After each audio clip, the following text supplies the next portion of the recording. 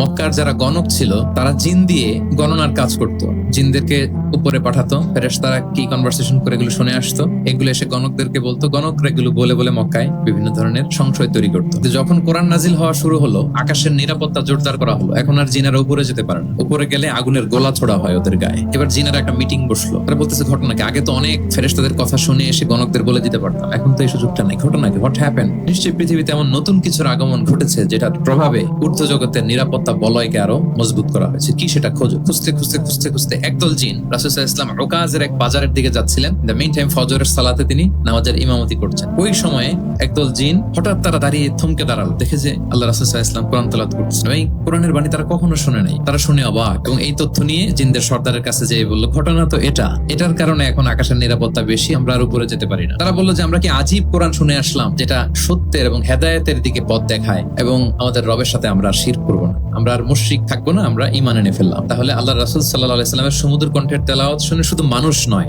বরং জিনেরাও ইসলাম ধর্ম গ্রহণ করেছে।